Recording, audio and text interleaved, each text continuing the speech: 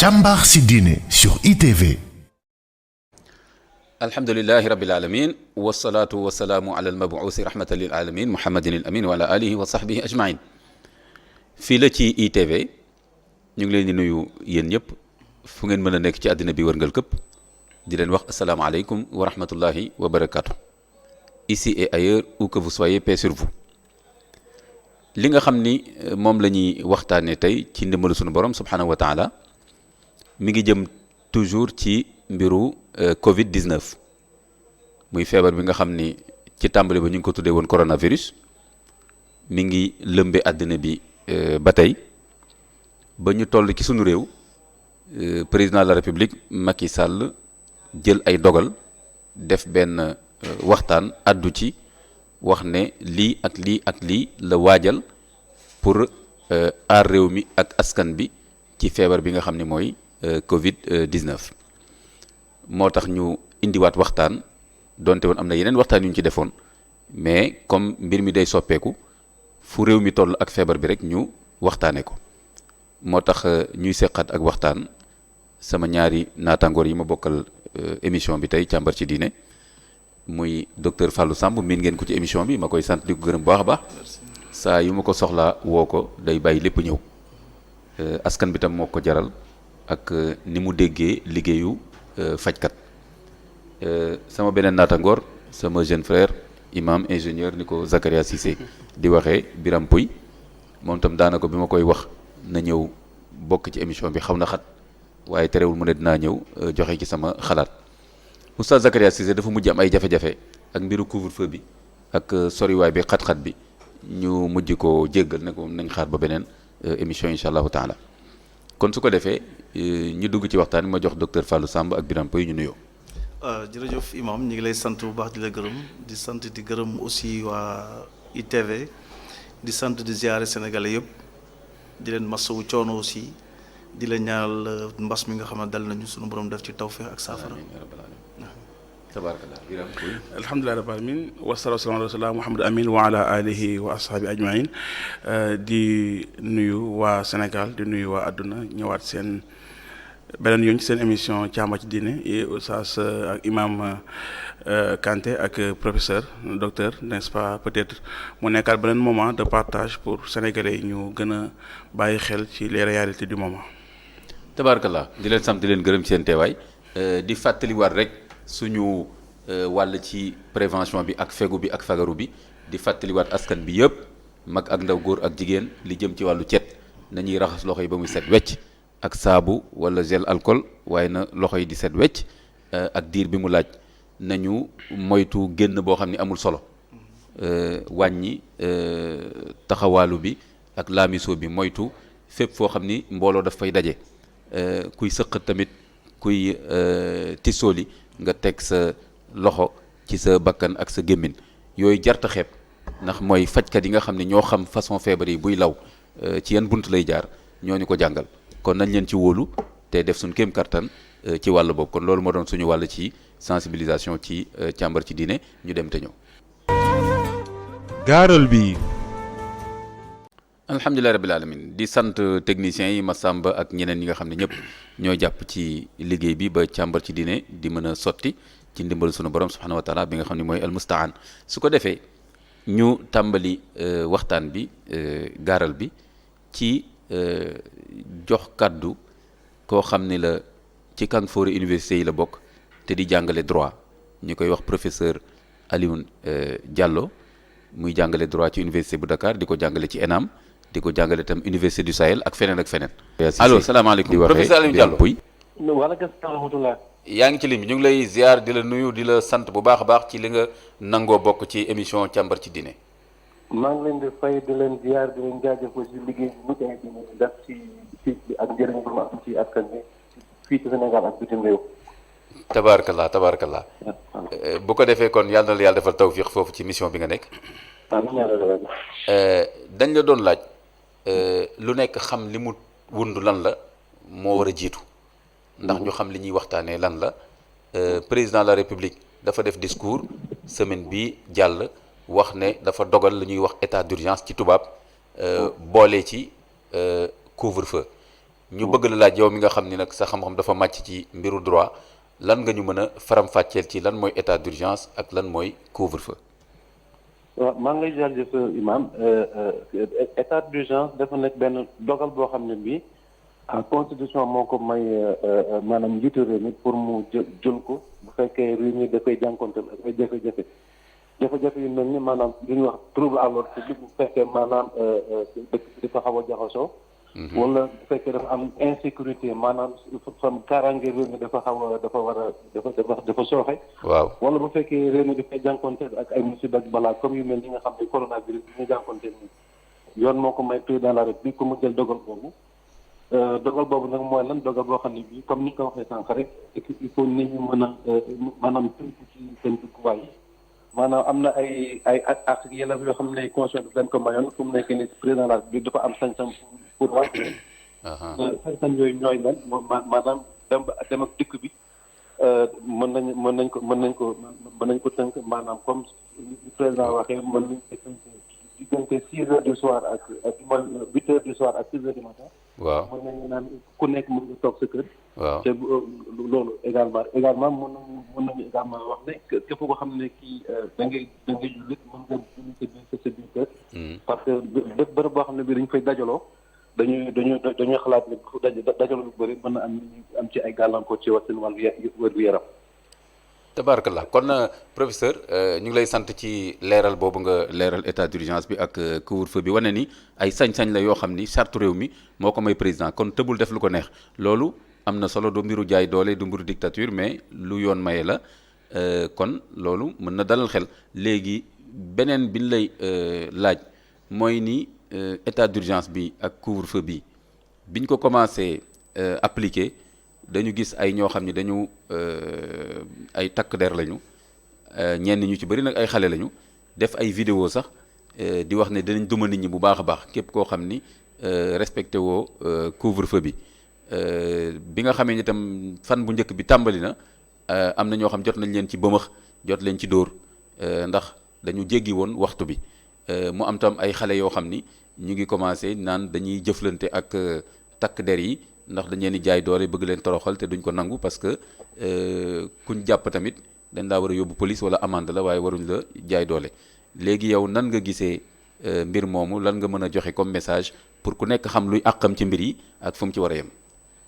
waaw jërëjëf même pour firndeel la également président de la République dogal bi mu dogal maanaam charte bi moo ko may charte bi également moom dafa tënk ci ay dogal yu mu mën a def maanaam tënk ko ci maanaam ab diir bi fukki fan ak ñaar la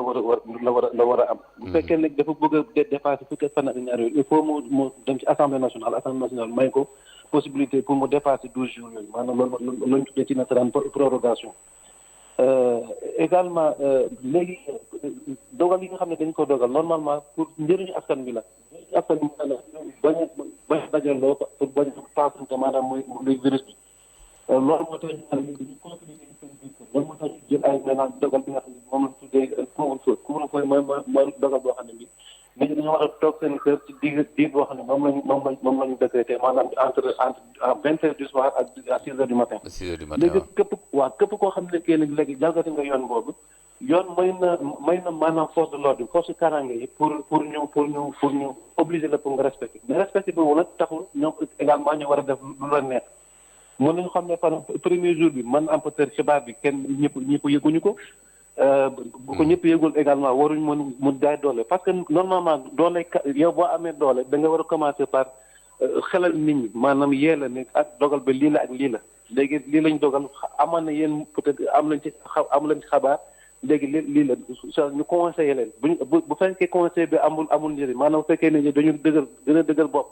léegi dañ leen mën a leen pousser pour ñu maanaam pour ñu tënk ci yoon bi bu fekkee nag dañuy résister maanaam di opposé wu ci force de l'ordre bi période boobu rek la force de l'ordre war a am droit bundu xataan nit ki bu fekkee def na loo xam dafa sapaan ak loolu moom dafa jéggi day loolu la ñuy wax bavure policière mooy xam ne ni ko police xam bi dafa génn yoon te normalement ñoom seen hiérarchie maanaam seen chef war nañ leen mën a woo nee na leen kat ak di ngeen def nag dégg ngeen maanaam charte yi leen yoon may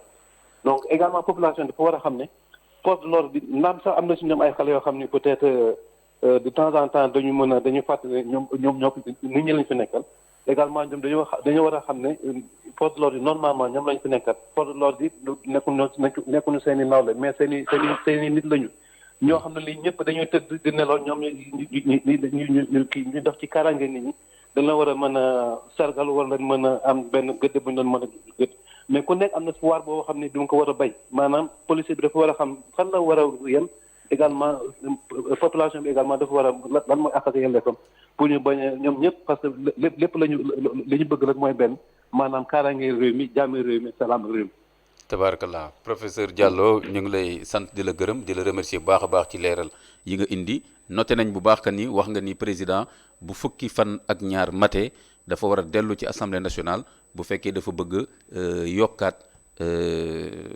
diir bi nga xam ni mooy état d'urgence bi kon loolu noté nañ ko baax di la remercier di la gërëm di la wax à bientôt incha allahu taala merci beaucoup. jërëjëf Kanté jërëjëf. tabarakallah kon ñoo ko déggandoo foog naa li amoon na ci solo bu ko defee ku nekk gën a xam mbir mi nu mu tëddee ñu jàll ci beneen tomb ci biir waxtaan bi may laaj docteur Fallou Samb mu defal ñu benn genre bilan mu xaymal ñu wala mu nattal ñu tey jii fan la feebar bi toll ci réew mi moom mën na ko nattee nu mu ko neexee rek ñu luñ ko soxla laaj ñu laaj ko docteur bismillah. waaw jërëjëf oustaz ñu ngi lay santaat di la gërëm di santaat di gërëm sénégalais yi nga xam ne ñoo toog di ñu déglu di ñu setaan feebar bi nag fi mu toll tey defe naa dépassé nañ la barre des 100 cas. loolu nag 100 nag dafa nekk un chiffre benn chiffre bu mythique donc mooy wan ne feebar mi ngi law non seulement cas yi yokku nañ mais boo xoolee région yi mu touché aussi yokku nañ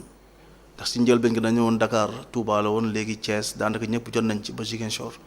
région yi si jotagul ci ñu xayma kon bareegul donc feebar mooy wan ne moom mi ngi dox ay jéegoom te nag li ci gën a teye di xel mooy jéego yu gaaw lay dox xaaruñu donc ñun tamit dañu war a am ay position comme ci guerre lañ nekk ak ay stratégie yu gaaw pour mën ko stopper balaa moo yegg ci phase bu nga xam ne suñu doole wala suñu mën-mën dina tax ba duñ ko mënal ci dara. tabarakallah kon docteur li nga wax moom mën nañ ci jàpp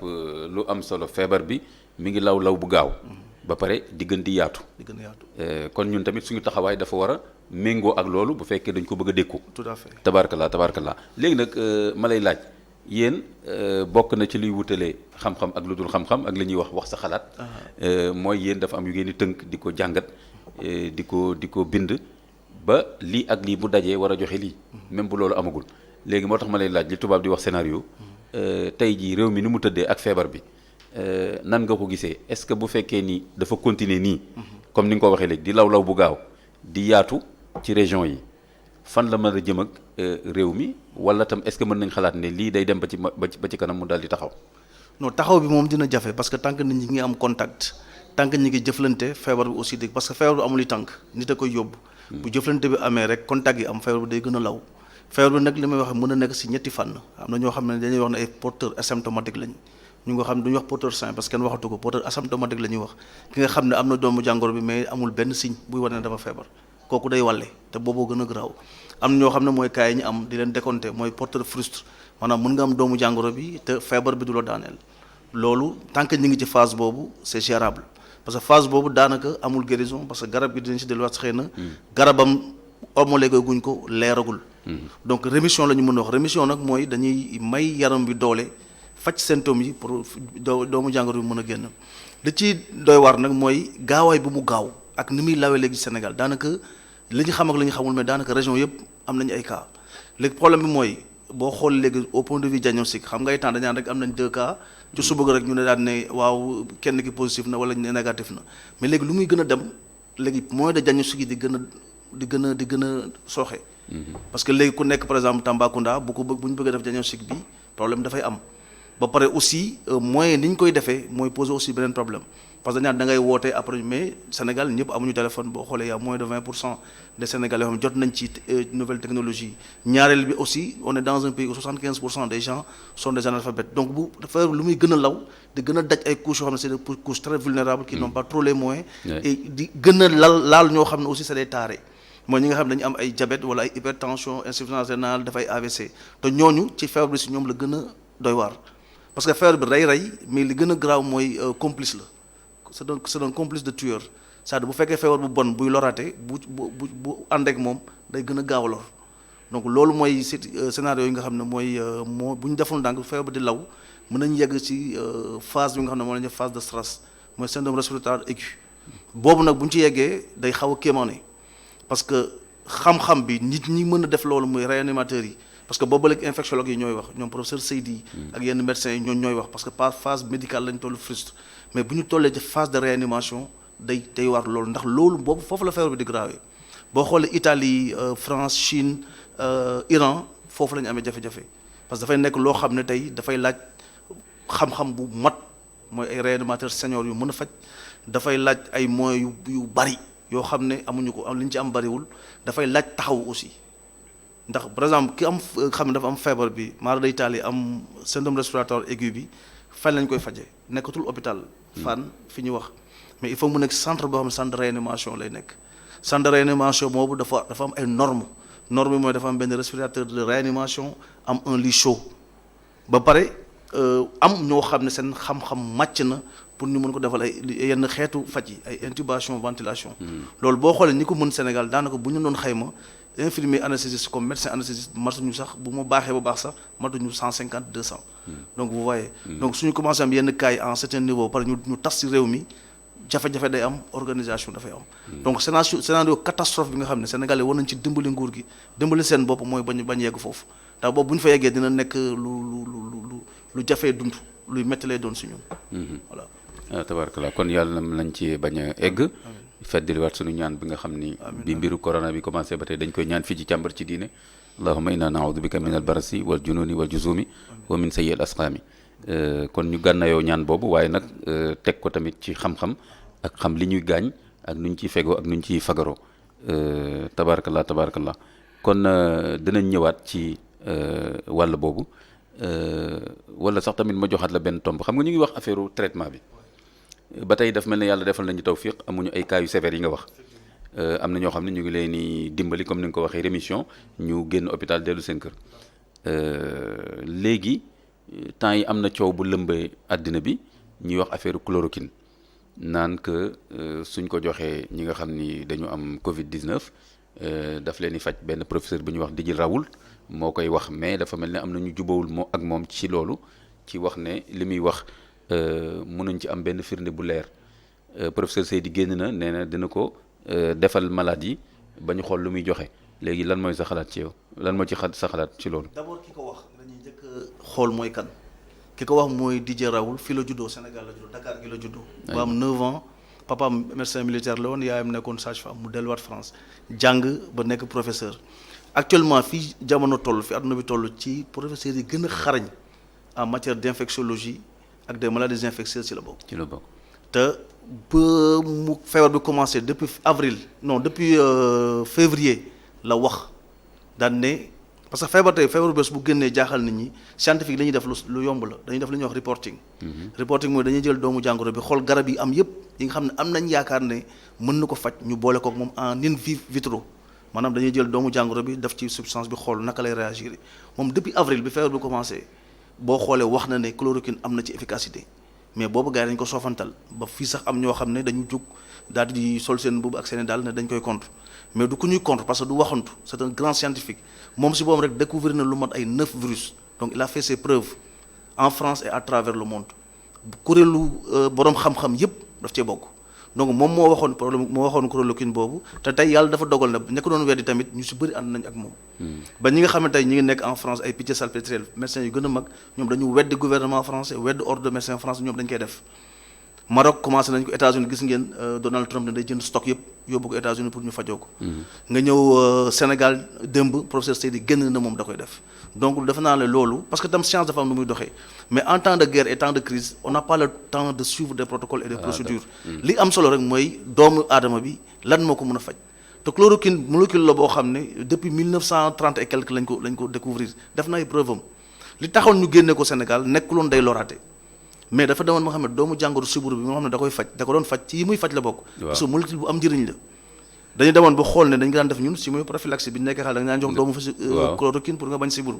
ñu dem ba doomu jàngoro bi miin ko am développer résistance. ñu daal di koy génne. D'accord. mais génnul Sénégal ba léegi parce que am na si beneen forme bu mu nekk bu ñuy wax plaquenil boo xam ne tey ñi am arthrose mag ñi am arthrose xam nañ chloroquine. Waaw. dañ koy naan donc day faj sibbiru mais ni muy faje sibbiru noonu lay faje polyarthrite rhumatoïde wala yenn arthrose yi ci yenn mag yi donc boo demee ci farm nekk tuddul woon chloroquine mais plaquenil lañ ko tuddoon dosé à 600 milligrammes bu doon faj donc molécule bu baax la te sax yàlla dina ci beneen tawfeex dañ ko méngal dañ ko booleeg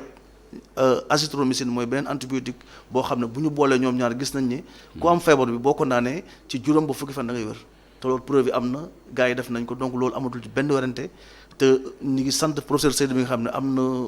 jël na ay matuwaayam jël ay responsabilités am ne da koy def. tabarakallah mais fi mu nekk nii bu dul chloroquine bi ñi ñu doon traité ñaata fan à peu près lañ leen di traité pour ñu mën a dem seen kër. bon ça dépend ci terrain bu mu fekk ki feebar. D'accord. bu dee da ko fekk mu nekk jeune am doole rémission la da ngay dimbale da ngay yokk doole yaram bi rek. waaw nga da nga koy jox ay par exemple yaram bu tàngee nga jox ko paracétamol. waaw feebar bu wàcc yokk ko ay vitamines pour mu gën a mën a am doole mën a fexe bu fekkee dafa am ay sous-infection éventuellement. waaw bon nga jox ko peut-être yenn antibiotiques yi mais loolu ñu ngi daan yokk doole. D'accord. loolu rek lañ loolu sax daawul woon faj mais dimbali nit ki la woon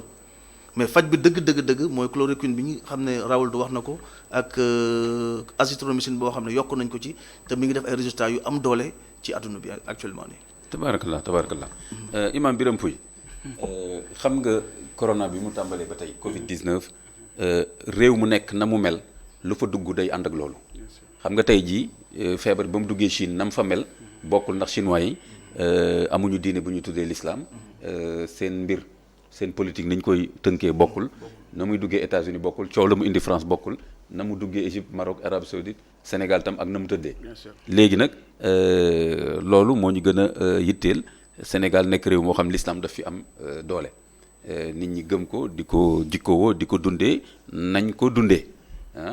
bu ko defee li ma lay njëkk a laaj ci wàll boobu mooy ni am na benn coow boo xam ni dafa ànd ak feebar bi ni mu ñëwee parce que lu ñëw rek day génnee ci biir jàngatu l'islam xëy na lu ñu fàtte woon waaye xëy na lu ñu ko déggee woon mooy mbiru fagaru ak mbiru ndogalu yàlla ñuy wax ci tubaab affaire prévention ak destin am ñoo xam ne dañu gën a dooleel ndogalu yàlla jarul ngeen di tiit jarul yenn yi feebar bi eggul foo xam ni ku mu faat sax tamit yàllaa ko dogal mel na dañu xaw a néewal doole fegu muy prévention am ñeneen ñoo xam ne tam xëy na dañoo dooleel affaire fegu affaire docteur ba ñeneen ñi xaw leen a jàppee ni dañoo fàtte ndogalu yàlla léegi nag yow borom xam-xam nga islamologue nga tamit léegi tomb boobu déjà yow lan nga ci indi. alhamdulilah rabbil alamin imam Kanté ak professeur docteur macha allah li am na solo comme càmbar nañu wax ahlu zikri te je pense que données yi nga xamante ni docteur mi ñu koy am indil dina am solo surtout ci wàllu ki nga xamante ni mooy Didier Raoult ak yi nga xamante ni génne nañ ko yëpp xam naa daan ci ñëw ci yenn mais pour répondre directement question bi nga laaj côté li nga xamante ni mooy comportement nit ñi wala boog penc mu nekk ak ni ñuy comporté woo ak pas-pas yi donc imam Kanté il faut que ñu sëpp man souvent je veux que question yi ñu ngi sëpp environnement bi nekk virus bi borom xam-xam wax nañ ci moom comme ñoom professeur ñoom ñi nga xamante ni mooy les virologues les gens ont parlé depuis 2019 voilà décembre ba mois de mars borom xam-xam yëpp ils ont eu le temps de parler et de proposer ce qui est constant mooy amaguñu benn solution ñoom ñëpp nu d'accord kon ku ne da ngay adapté par rapport ak li nga gëm ak li nga xam bien sûr mooy sauf qui peut et d'ailleurs nee na sax c'est le moment le plus propice pour africains yi commencer di xalaat seen bopp parce que même ñun imam au fond de nous kenn ku nekk mi ngi xalaat vaccin bi dina am mais kañ lay génn maanaam en pensant que peut-être États-Unis lay jóge wala France au fond de nous sax wóoluwuñu sax sunu médecin yaakaar yi ñoom mën na ko génne pour wane ne ñàkk gi ni ñàkk gëm suñu bopp dogal ak feebar je pense que noonu laa koy tënkee imam Kanté boo xoolee te dara nekkul lu bees première fois vous vous rappelez yoon saa salaam moo ñu jàngal lan mooy islam jàngal lan mooy feebar yoon saa salaam dafa bëggoon trop li nga xamante ne mooy médecine moo tax am ñu bari ñuy wax médecine prophétique nekkul yoon saa salaam moo ko jàng ay hadis mais da ka doon laaj ay docteur il insistait tout le temps di laaj ay docteur lan mooy faj li il aimait la médecine sallallahu alayhi wa sallam donc loolu dafa bokkoon ci pour nga wane ni c'est-à-dire que ndekki doomu aadama mënta dund lu dul ne dafa am yu koy dal yenn saa yi parasite mooy dugg sa yaram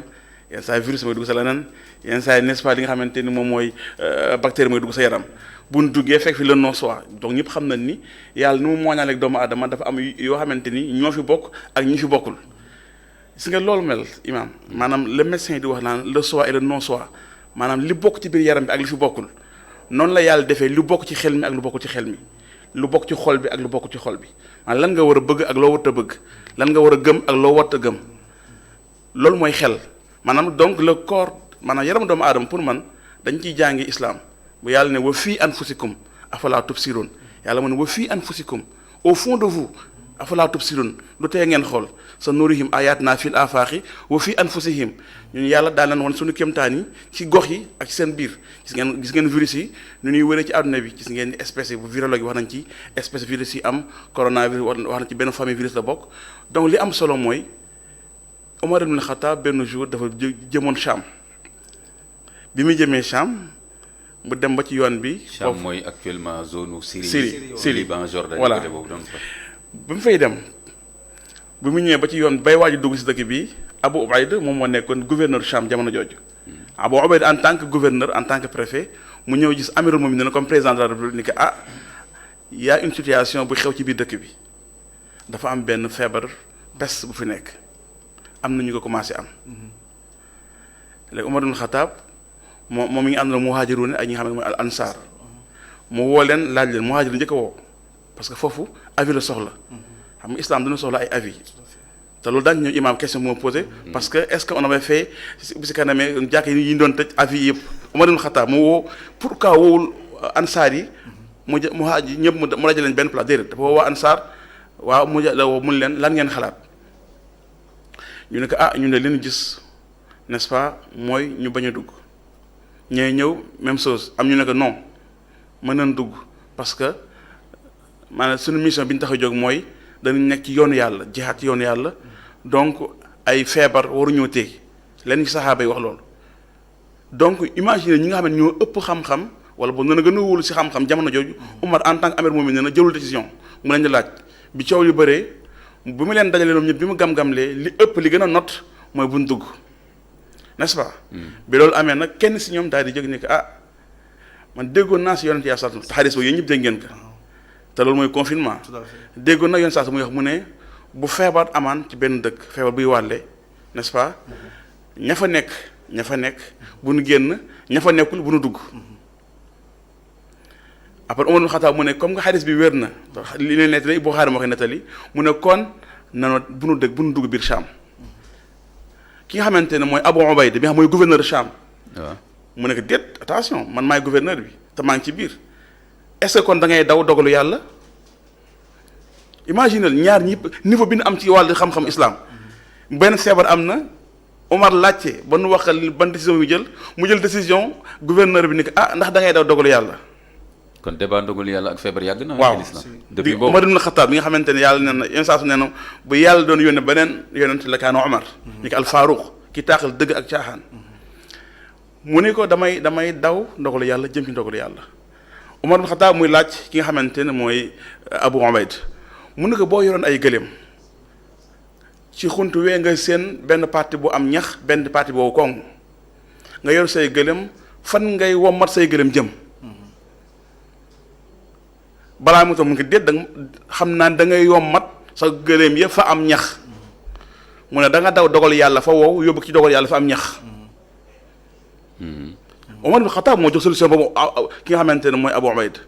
ni que le fait que yow nga am ñaari possibilité say gëlëm yóbbu leen fu am ak fu amul nga préféré yóbbu say gëlëm fi nga xamante ne moo am loolu mooy dogal yàlla maanaam dogal yàlla dafa ànd ak li nga xamante ne mooy xel maanaam moo tax yàlla na afalaa tànqiluun lu tee ngeen jëfandikoo seen xel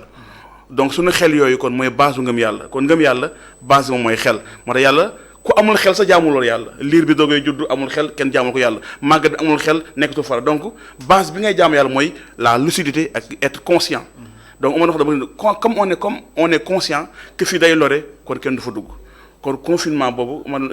donc kon dogal bi tontu naa la ci dogal yàlla am na waaye da ngay dogal boo xamante ni da ngay jëfandikoo li nga xamante ni mooy sa xel buñ ko wàccee ba contexte Sénégal gii kon maanaam da ngay jëfandikoo fegu ak fagaru daal macha allah moytu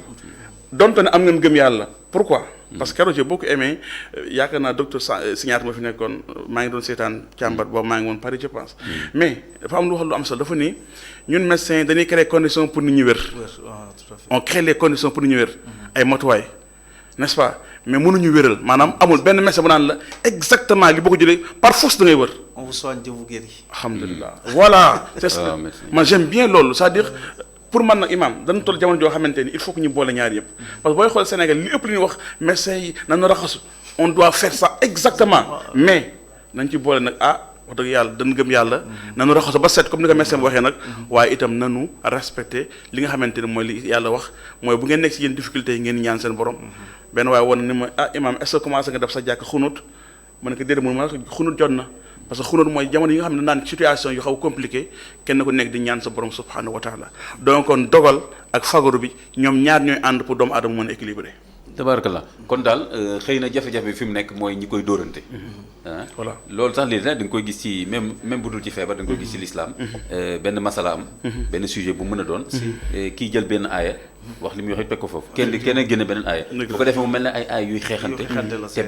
te yenn aaya benn kaddu benn téere bi waruñu mën a contredire. kon xëy na sunu alio moo fa toll ak des fois ku nekk ni ngay waxee. ak fi ngay waxee ak des fois sax ñu dugal ci yàlla na ma yàlla baal ay intérêt. des fois bëgg a feeñ ak ne maa fi yilifa daraja ak yenn saa yi sax réer. mën na tax nit wax ak yu mel noonu boo gisee par exemple ñenn ci yenn ustaas yi ak yenn gëstukat yi ci l'islam am na si ñoo xam ni par exemple frappé na ma le fait que ñoom dañ doon wax ne mbiru jàkk yi dinañ ci ñëwaat jaragul ñuy wax nit ñi bu ñu julli ji ndax feebar bi eggagul foo xam ne jar na loolu man chaque fois dama doon laaj sama bopp di leen ko laaj tamit ne ñoom nan lañ mën a nattee feebar bi fi mu yem te amuñu boobu xam-xam te ñoom dañ ko doon bëgg a teg ci ndogal yàlla ma ne kon da ngeen xaar ba nit ñi di wadd di dee ci mbedd yi ngeen doog a wax ne feebar bi egg na foofu wala déet kon yooyu yëpp dafa ñëw ci li nga wax léegi ma ñëwaat ci yow Birane imam Birane Pouye wax na xam nga président jël na ay ndogal muy état d'urgence nga xam ne kon day tënk nit ñi ci yu bari ci ay àq ak yelleef yu ñu amoon mu wàññeeku dégg nga ak tamit couvre-feu bi loolu est-ce que sañ-sañ boobu tey bu ñu doon wax ci l'islam rek est-ce que sañ-sañ bu mel noonu yow am na foo ko mën a delloo ci l'islam maanaam ki jiite réew jékki-jékki tëral loo xam ni day xaw a fatt nit ñi waaye te fekk maslaha doomu aadama yi moo tax. macha allah oustaz xam nga ci alxuraan dañuy jàng atiiwu llaaha atiiwu rasuulahu ulul amri minkum maanaam topp leen yàlla topp leen yonent bi ak ñi yore seen ay mbir. moo tax borom xam-xam tax dañuy wax ni atiiwu llaaha foofu de nee na topp leen yàlla atiiwu rasuul topp leen yonent bi xool atiiwu ulul amri minkum amul atiiwu ulul amri minkum dañ ko indi noonu amul atiiwu pourquoi maanaam nañ topp yàlla topp yonent bi ak ñi nga xamante ni ñooy diriger ñi nga xamante ñooy gérer. maanaam islam dafa gëm ni doomu aadama mënta dem lu na dafa am kenn koo xamante ni mooy diriger bu leen nekk ñett loolu na kenn si ngeen nekk amir maanaam amir wala président wala guide wala orienté wala leader maanaam islam dafa bëgg maanaam nit ñi di déglu di itam di tënku ci benn mbir maanaam moo tax julli jàkka ji li coow li bëri yëpp bu ñëpp nekkee ay imam tamit kenn mooy jiite islam dafa bëgg toujours mu am ordre moo tax même islam li muy woote mooy benn imam jaxan naa leen ba taxee na imaama maanaam mu ñu am benn imam léegi comme que amuñu loolu suñu république yi ñëpp borom xam-xam yëpp d'accord nañ ci république yi président yi ñoom ñoo fa am valeur boobu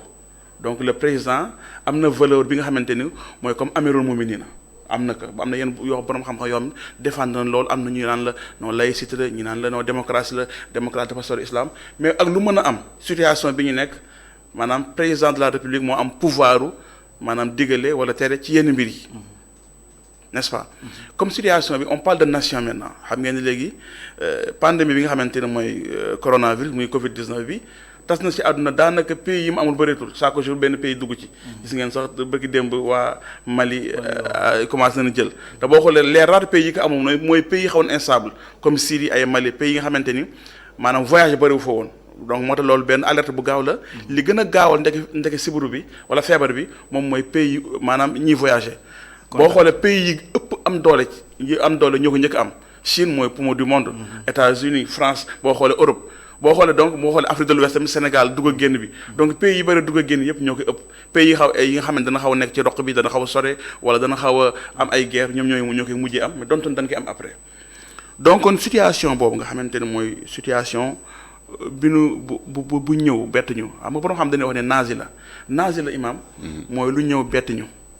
ba fekk kenn amoo ci solution islam bu amee nazi la maanaam lu ñëw bett te kenn amu ci solution dañuy woo borom xam-xam yi ñu ne léegi borom xam-xam yi yéenay wax. et d'ailleurs loolu moo am ci corps médical bi maanaam ñoom ci seen expérience en tout cas bëriwul ñu ci benn virus bi comporté woon nii moo xam mutation yi lay def. ñu naan le virus boo xamante ni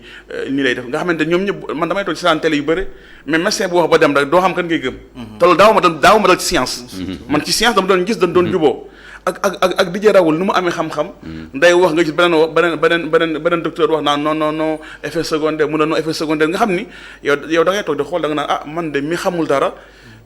vraiment li ma mën def rek mooy subir toog di xoolee. situation kon li ma dégg ci sa wax mooy. effectivement kon islam bëgg na lu nosewu. bëgg na réew organisé wu. parce que bu dul loolu effectivement baat bu nekk mën na jóg. te mën na indi. fitna. kenn du xam kan lañ war a topp. kon il faut que mu am kuy joxe dogal. kon ba ci wàll boobu. jullit yi waruñu am jafe-jafe ci topp dogal boo xam ni président dogal na ko. au contraire dana war a tënku maanaam amuñ sax choix. dana war a tënku mais nag benn avantage rek. lan am Sénégal moom mooy ñun suñu président day sóor nitu diine yi am na yenn pays loolu amu fa parce que am na pays yoo xamante ni amul diine trop wala bu mën a amul diine trop maanaam on se base pas de la religion pour jox ay kii donc par exemple comme Russie le président du laaj kenn day wax ni confinez-vous chez vous toog leen seen kër yi 15 jours wala boog 5 ans prison du laaj kenn n'est-ce pas mais ñun suñu président gis nga boo xoolee li xew ci Sénégal yëpp depuis bi virus amee nu muy sóoree ñëpp ñun am nañ boobu mais loolu inconvénient la nag le fait que président di sóor ñëpp loolu inconvénient la. waaw parce que sóor ñëpp boobu moo tax ñuy julli ñu am ñetti korité ñetti tabaski loolu sóor ñëpp la. pourquoi Gambie amul ñetti tabaski ñetti korité parce que président mu doon jël décision mais ñun suñu président dafay sóor. mais pourtant mën na bañ a dàqante c'est-à-dire mën nga sóor ñëpp ba pare décider. décider si c'est vrai. xam nga li ma bëgg a wax. c'est-à-dire mën nga def sa shura déglu ñëpp ba pare daal ne léegi lii laa décider. comme ça kenn du wax ne kenn woo déglu ma woon mais te kenn du wax ne dañ maa war a déglu ba pare def li ma wax. kon boobaa yow yaa yilif nit ñi kon yaa yilif. instant bi nag heureusement loolu moo commencé am nag heureusement. boo xoolee première semaine yi gis ngeen ne ajuma bee passé am nañu julli ajuma am nañu julliwul ajuma. dañ ci ñëwaat waaw dañ ci ñëwaat léegi ma jox la benn point bu may booy chara après ñu doog a ñëwaat ci. ñu doog a jàll ci chara bi. mooy ci wàllu li ñu wax ci président kon fi mu nekk nii mi ngi consulter ay membres opposition est-ce que jaaxalu la après docteur tam naa ci am sa xalaat que mu def discours am ba pare doog a recevoir ñoo xam ni normalement. da nga waroon waxtaan ak ñoom doog a def sa discours à la nation mais dafa mel ne dafa def discours ba pare commencer di leen recevoir maintenant kooku benn la beneen bi mooy li ma jot a gis ci presse bi dañu ne ku mel ne Abdoul Mbaye ancien premier ministre boolewu ko ci ñi muy recevoir léegi yow noo jàngatee loolu. li ma si jàngat je vais pas xam naa moom imaam moom activiste moom du ma dugg ci détail boobu mais li ma ci mën a wax rek moom mooy man président ni mu doxalee nii activiste là mais je m'active pour le bien du pays je l'espère waaw. non man li ma gëm mooy. président ni mu doxalee nii mooy bi gën. maanaam jël ay décisions en tant que président de la république après nag woo nit ñi pour ñu appliquer moom lu mu gëm. waaw. pour beaucoup de raisons. mais c'est ñi muy woo du ñoo war a appliquer li mu gëm ñooñu ay homme politique lañ. non moom laa wax ay xalaat rek lañ am. xalaat yooyu nañu appliquer après. parce que xalaat yi ay techniciens ñoo ko appliquer après. par exemple parce que li ma gëm mooy président fi mu toll nii li mu def moom la waroon def mooy toog li ma waroon laaj leneen la mooy est-ce que le discours mu adapté wu na loolu moom beneen mbir la mais discours bi mu jël ba pare doogay woo ñeneen ñi. man je pense que mais yow yéen sa salaam du daf doon shura ak saxaabam doogo jël décision bi yéen saa mu bàyyi leen décision bi. exemple bi nga joxe sànq Umar. xam nga ñëwul décider ne maa dem sama yoon. léegi kon président Macky Sall li mu def mais Macky Sall niruwul loolu. opposition du ay saxaabam moom ministre ñooy ay saxaabam. donc moom kon def na woo na ministre yi parce que day li lay confirmer ministre ñooy saxaabam bi mu paree après gis nga ministre bu nekk di wax lan mooy compréhension état d'urgence bi. lan mooy compréhension couvre-feu bi. ministre sport wax ministre santé wax ministre bi intérieur wax mooy wan ne kon laata ñoom président dafa jël discours boo xam ne dafa tënk yi mu bëgg laataa loolu ku ne mu wax lii laa bëgg tënk ka mu ne nag kenn ku ne na saraa ak domaine am moo tax ba suba sa ku nekk jël sa temps di saraa li fi nga tax a jóg. donc par exemple ñii saxaabaam mooy ay ministre am mais ñee nag dana bokk ci penc mi mu leen di sóor gi mu leen di sóor nag wan leen ni jamono ji Sénégal nañuy wax moo tax ñu oo leen moo tax nekkul farata ku mu neex ñëw ku mu neex bañ ñëw et je pense que pour man c'est une très belle image du Sénégal on aura pour la première fois presque opposition bi ñëw ci biir palais bi donc am na ñoo xam musu ñëw palais ba parce que dañ nekkoon di xeex donc pour man loolu c'est une bonne image pour le pays. d'accord kon. ci jamonoy corona bi corona moom lu ne def na ko. d'accord corona tëj na jàq yi tëj na kii. waaw donc. war na ci jàng lu bari. d'accord kon ñu dem te ñëw duggaat ci biir Chara. Sara. alhamdulilahi rabil alamin kon dellu su nañ ci waxtaan bi ñu toll ci chara bi ba tey di ko gën a faram-fàcce di ko gën a càmbar damay dellu ci docteur Fallou Samb pour laajaat ko aussi toujours xalaatam bi pa ñu ngi toujours ci discours président bi ak tamit bi mu defee discours ba pare ni mu recevoir ay membre opposition ba ñu ne sax am na koo xam ne daf ko boddi muy Abdou Ndeye noonu laa ko liiree ci presse bi mais léegi balaa ñuy gën a càmbar sax discours bi seet yan tomb lañ jàpp ne am na solo ñu war ci bàyyi xel ak peut-être yoo xam ni amul solo wala war nañ ko seetaat d'une autre façon léegi yow docteur le fait que président def discours am ba pare doog a recevoir membre opposition ak le fait que li ñuy wax ne dafa boddi Abdoul Mbaye loolu lañ nga ci xalaat. bon def naa pour boddi Abdoul Mbaye bi def naa ne président opposition parlementaire la recevoir mooy ñi nga xam ne nekk nañ ci opposition bi am ay député d'accord ci parlement bi def naa ñooñu la recevoir palais mais comme ni ko imam waxee fu ma xawul d'accord ak moom tuuti rek mooy doonoon na gën a rafet mu teg stratégie am ak plan am woo gars yi ñu parce que xel du doy te xam nga dem Sénégal dafa nekk boo xam ne li may wax rek chance bi ñu am mooy on a un peuple très mûr et intelligent et souvent même notre peuple est beaucoup plus mûr et intelligent que les gens qui nous dirigent donc problème yu mel ni su amee c'est vrai que ñu ngi koy def boobu ba léegi mais doonoon na gën a rafet mu tegoon discours am teg ay planification bi ak ay stratégie am woo gars yi ñu waxtaan ci même bu comme ni nga wax sànq rek dina ci waxtaan ak nit ñi mais décision bi moom moo ko moom mu def ko mais comme que defee nañ ko tamit dañ koy rafetlu nañ ciy rafetlu nag mooy tey au moins corona feebar bi taxaat na nit ñi ñu am ñuy xàccandoo di dóorandoo te image boobu lu rafet la defe naa ne ci Sénégal lañ ko gisagun ci yi ma xam ci dans tous les pays développés même defuñu ko donc su amee xalaat tam woo opposition parlementaire waxtaan ak ñoom lu ñu mën def moo ñu rafetlu ko tam loolu aussi dafa war di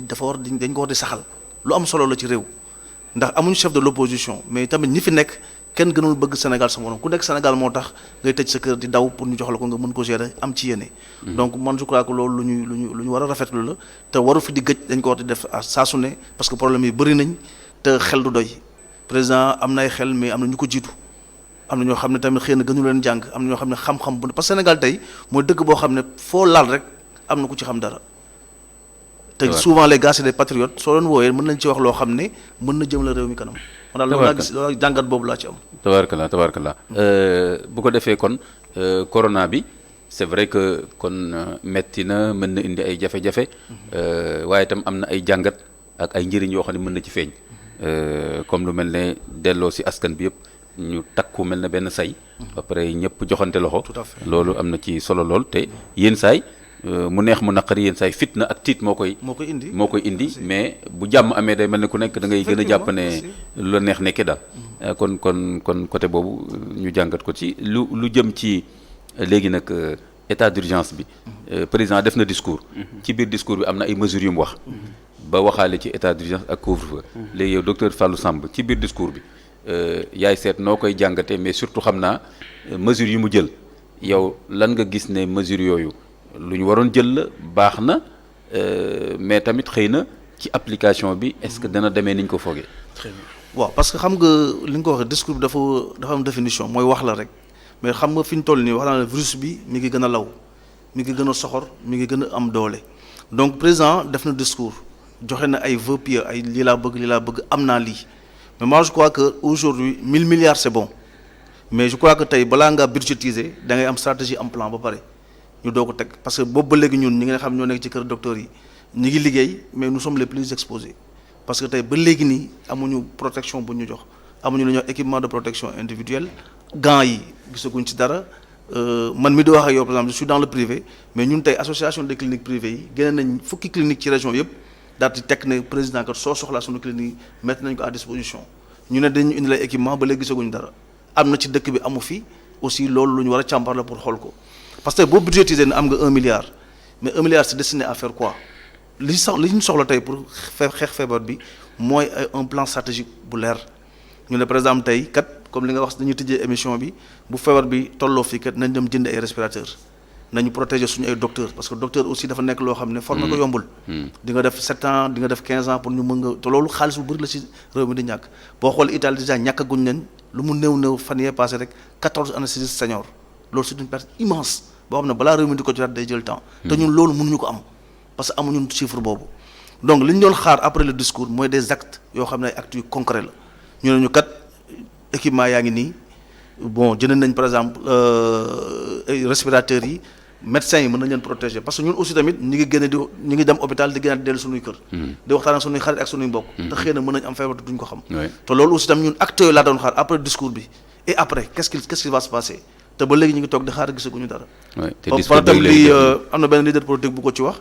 xaalis boobu aussi tamit il faut ñu teewlu ko parce que Sénégal dañuy yàgg aussi à chaque fois bu problème amee ñu def ay téléthon daal di génne ay affaire mais pour bu ñu paree kenn du évaluer il faut dañ nekk si dëkk boo xam ne du ñu évaluer dara xaalis boobu tamit dañu ko war a teg ñu wax ñu mu am traçabilité bu leer parce que du xaalis bu ñuy may xaalisu askan bi la Sénégal da koy fay te nous sommes un pays pauvre et très endetté donc loolu c'est parce que mbir aussi bu dalee si am réew chaque jour dañ ci war a am expérience am ci am jàngat man daal je crois que au niveau discours bi pour le moment loolu laa si gën mënagul wax quoi tabarakallah dinañ gën a xóotal après ci carrément état d'urgence bi jubam ak couvre-feu bi ñu xool mais déjà toujours ci côté niveau discours bi Birame Pouye yow tamit discours président bi nan nga ko jàngate et en particulier ci islam boo waxee en tant que kilifa ne lii la ñuy def est-ce que war nga wax loolu ba pare du ñu gis actes yi nga posé pour loolu ak tamit mbiru transparence lu ci islam wax mooy alal boo xam ne alalu réew mi la du alalu président léegi alal boobu fi mu war a dugg ak nu muy génne ak nu ñu koy saytoo am na lu ci islam wax léegi yow kon côté boobu nan nga ko jàngate très bien di remercier docteur li gën a am solo mooy il a osé faire son discours loolu laa doon wax sànq ni la maanaam def discours bi ànd ak ay ñi nga xamante ni mooy ay techniciens am ba nga xam fi ñu jëm loolu on salue ça maintenant est-ce que adapté wu na loolu laa doon wax sànq rek maintenant est-ce que adapté wu na parce que discours la boo xamante ne à peine 20 minutes 19 minutes la def boo xamante ni sorewul ko noonu comme message à la nation yi mu doon def sorewul loolu donc presque 20 minutes la jël un tiers d'une heure pour wax li mu bëgg a wax li gën am solo mooy dafa déparé ci benn fonds de riposte donc fonds de riposte soo ko déggee riposte mooy ku ñu dóor nga jéem a fayu daal di fixer 1000 milliards donc docteur nee na est-ce que on peut fixer un budget te xamaguñ li ñuy def loolu moom laa la doon wax donc dafa am fond ak forme man sànq maa ngi doon wax li nga xamante ni mooy forme bi mooy kilifa bu affaire yi ne kët ni jonn da ngay wax ak say njaboot maintenant noo koy defee nag loolu beneen mbir la mais foog nga wax yow saa yi nga gis benn pendant noppi leen ba ñëpp ñu tekk nag muy réfléchir nag après de yónni kii pour man noppi leen boobu moo doon discours bi coow li bëri na fa président wax il fallait que mu wax loolu dañu soxla kilifa parce que kilifa il faut que mu exister maintenant donc wax benn montant boo xamante ni peut-être je pense que jëlee ko noonu à la légère bu ne 1000 milliards boo xamante fonds de riposte la mais li gën a am solo mooy bi mu ne 1000 milliards de fonds de riposte la dafa wax naka na ni alimenter 1000 milliards dafa ni ñoom état ak yéen waa Sénégal donc kon 1000 milliards yi kon c'est vague parce que maanaam nekkul ne xaalis bu teew la dafa ne xaalis bu teew boo xamante ni 1000 milliards yi mi ngi jógee ci yéen ak ci ñun dañ koy uti kon xaalis bi nekku fi te loolu buñ ko waxee war nañ ko gëm nekk fi boo nee nekk fi mooy dañ koy taxale ji te li gën a yéem mooy situation bi am àdduna bi nii oustaz imam il faut que ñu def la bonne lecture bu président ne ci discours bi muy wane 1000 milliards dafa ne dañuy jël benn enveloppe de 50 milliards ñu jagleel ki ñi nga xamante ne mooy ñi sonn mooy wàllu dund waaw imam ça fait 4 jours presque Sénégal ñu nekk ci presque couvre-feu waaw am na koo xamante ni presque chaque fin du mois benn mbokkam bu nekkoon Europe moo ko doon yónnee wala extérieur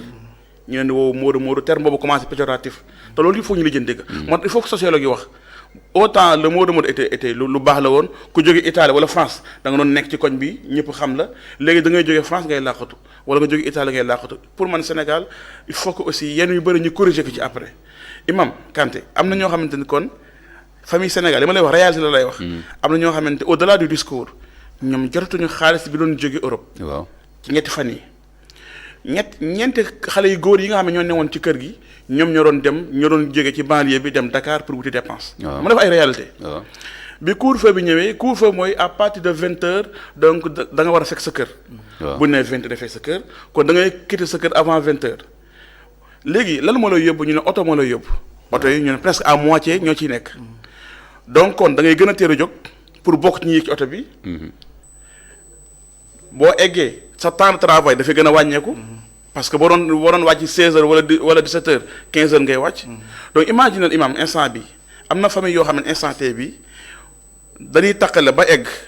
lan na am du sax doy ñu taqale ci laataa ñi egg seen kër guddi na te amaatu leneen luy ñëw donc pour man kon jot na bu baax président li mu waxee woon wax urgence bi maanaam wax li nga xamante ne mooy li jàmp li mooy ñu réaliser que daar gis nga corona moom du xaar waaye itam biir du xaar maanaam corona du xaar biir du xaar donc pour man loolu nag moom mooy li xew instant bi am na famille yuy souffre yoo xamante ni feebar bi dalagu leen de waaye li nekk ci coono ci jamono ji démb gis naa ay nit am na benn maire boo xamante dafa dox ba seeg sax munu benn xale bu góor wutal ma carton ma tëdd fi lay fanaan parce que man dox naa 15 kilomètres ci màgget mun na 15 heures ba 17 heures maa ngi dox caaroy laa jëm maa ngi yem fii Patte d'Oie am ma oto bu ma yëg xale oto yi tane xale yu góor yëg nañ ci te man bugguma kenn duma dóor wutal ma benn carton ma tëdd loolu démb la fii ci Sénégal gi donc bu amee suñu benn maam wala suñu benn bàjjen boo xam ne fanaan na ci mbedd mi parce que couvre-feu moom moo créé loolu donc c'est vrai li benn waaye waxoon ne Sénégal rek ñooy bëgg am omelette doon toj ay nen d'accord nan def omelette nan toj nen yi mais yenn nen ak ban omelette ak kan moo koy lekk donc pour man imam discours bi application bi moo am problème ça pose vraiment de problème imam instant bi kenn ko nekk si ñun am na ñoo am nañu oto alhamdulilah ñu ngi sant yàlla mën nañ ñibbi seen kër yi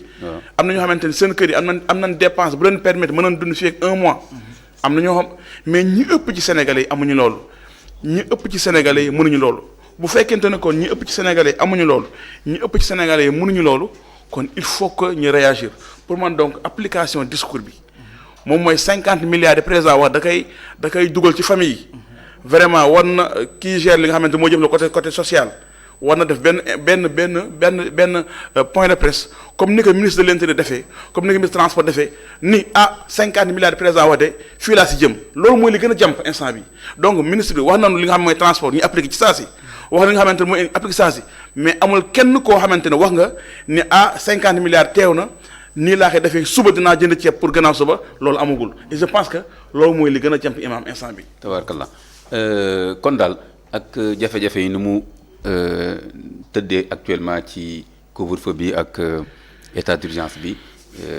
mbir yi yombul lijjanti su ko defee même loolu sax day feeñ ci médias yi ak émission yi def yëpp ni moo tax bii paay suñu émission bi du egg ba ci 1h30 bi ñu doon am d'habitude mais dinaa jox docteur Fallou Samb ñu jeexale ci benn tomb boo xam ni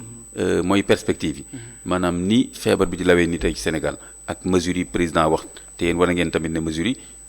application bi am na jafe-jafe léegi yow lan ngay indi comme xalaat ci les perspectives. waaw perspective yi moom je crois que feebar bi dafa wane fii metti Sénégal fii metti mooy dañu nekk ci réew moo xam ne ndekete defaroowuñ fi dara lépp lu ñu solo dañ koy jéggaani loolu defe naa ne feebar bu paree dañ ci war a taxaw seetlu bi mooy aujourd'hui fexe nañ ba tey le corps médical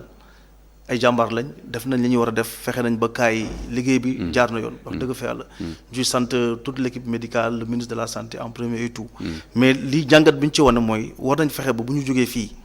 ñoom un tissu industriel bu nga xam ne tey li ñuy soxla ci ay garab dañ ko parce que perspective dina xaw a métti y aura des pénuries y aura un impact sanitaire wax naa ko sànq dina am un impact médical dina am un impact économique et sociologique comme ni ko imam waxee sànq donc loolu dafa nekk yoo xam ne dañ ci war a bàyyi xel xam ne que dëkk bi ñu nekk de fépp ay métti amul fenn fu sedd donc ñu xool na kat bu ñu ci jógee nañ jéem a xool nu ñuy développer aider suñu entrepreneurs yi aider les hommes d'affaires sénégalais pour qu'ils puissent produire li ñu soxla fii ci Sénégal tabarakallah kon nag mbokk yi noonu la demee xat-xatu jamono moo ko indi kon ñu leen di wax yéen ñëpp asalaamaaleykum wa rahmatullahi wa barakatuh ba beneen càmbar ak jàmm incha allahu taala